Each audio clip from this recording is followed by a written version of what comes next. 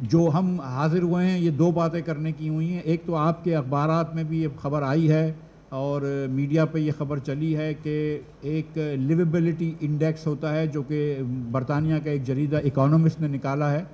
اس سے کوئی عوام پاکستان کا تعلق نہیں ہے یا کسی سیاسی پاکستانی گروہ کا تعلق نہیں ہے, اور اس میں پورے دنیا کے شہروں کی لسٹ کی گئی ہے کہ 173 شہروں کو دیکھا گیا ہے کہ سب سے زیادہ رہنے کے قابل شہر کون سا ہے اور سب سے کم رہنے کے قابل شہر کون سا ہے. اس میں انہوں نے تعلیم کو دیکھا ہے, ثقافت کو دیکھا ہے, سیکیورٹی کو دیکھا ہے, لوٹ مار وغیرہ کو, بم وغیرہ کو وغیرہ وغیرہ کو, اور انفراسٹرکچر وغیرہ جیسی چیزیں دیکھی ہیں. اس پہ بڑے افسوس کے ساتھ یہ کہنا پڑتا ہے کہ 173 شہروں میں کراچی جو ہے وہ 170 نمبر پر آیا ہے. یعنی کہ صرف کراچی سے 3 برے شہر ان کو نظر آئے, جس میں سے ایک دمشق ہے شام میں جو کہ خانہ جنگی کا شکار ہے, اور ایک ٹرپلی ہے لیبیا میں جو کہ خانہ جنگی کا شکار ہے. ایک ڈھاکہ ان کے نیچے آیا. جو افسوس کی بات ہے کہ کراچی سے اوپر جو شہر آئے ہیں اس کے اندر کیو ہے یوکرین کے اندر, جو آپ کو پتہ ہے کہ بمباری کا مستقل بمباری کا شکار ہے. ہرارا ہے زمبابوے میں, یہ بھی کراچی سے بہتر گنا گیا ہے. پورٹ مورسبی ہے, یہ پاپوا نیو گینی کے اندر شہر ہے جدھر کرائم بہت زیادہ ہوتا ہے. پاپوا نیو گینی جو آسٹریلیا کے پاس ایک جزیرہ ہے اس کے پاس, وہ بھی کراچی کے اوپر آیا ہے. تہران بھی کراچی کے اوپر آیا ہے. تمام شہر جو ہیں وہ کراچی کے اوپر آئے ہیں. انہوں نے یہ جو برے 10 ہیں اور اچھے 10 کی لسٹ دی ہے, تو اس میں افسوس کے ساتھ کہنا پڑتا ہے کہ 173 میں سے 170 نمبر پر یہ پاکستان کا شہر, یہ پاکستان کا دل, یہ پاکستان کا تجارتی مرکز, یہ پاکستان کا سابق روشنیوں کا شہر جو ہے وہ 173 نمبر پہ آیا ہے. 18 سال سے پیپلز پارٹی کی حکومت ہے,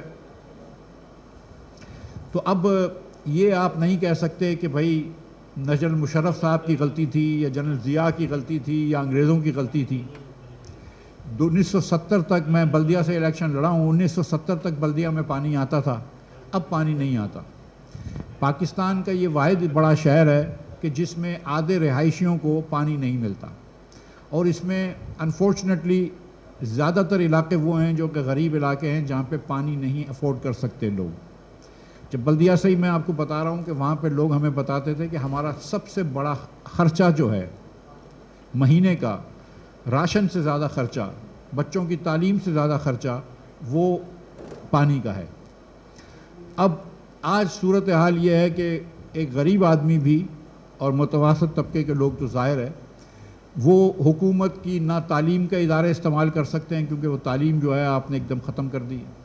کبھی اس پہ بھی بات کر سکتے ہیں, لیکن اتنا یہ کہتا ہوں کہ پاکستان بھر میں سب سے زیادہ بری تعلیم جو ہے وہ سندھ میں پائی جاتی ہے, جہاں پہ 60% 10 سال کے بچے جو ہیں وہ 5 سال کے بچوں جتنا بھی نہیں پڑھ سکتے, اور وہ اردو یا سندھی میں 2 جملے نہیں پڑھ سکتے.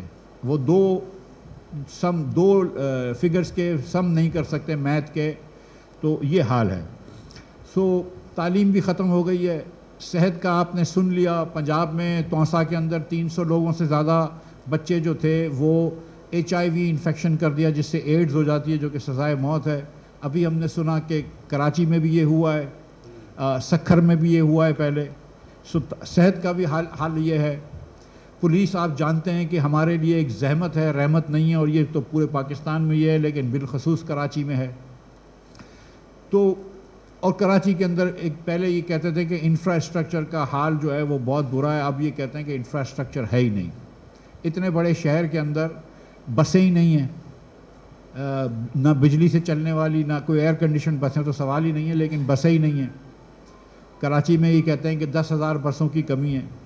اتنے بڑے شہر میں پانی نہیں آتا, 15,000 بسوں کی کمی ہے. بجلی کی اتنی شارٹیج ہے, اگر خاص طور پہ غریب علاقوں میں جہاں پہ کچی آبادیاں جن سے منسلک ہو وہاں پہ تو 18 گھنٹے لوڈ شیڈنگ ہوتی ہے. گیس کا بھی یہ حال ہے کہ گیس کچھ وقت آتی ہے ورنہ نہیں آتی.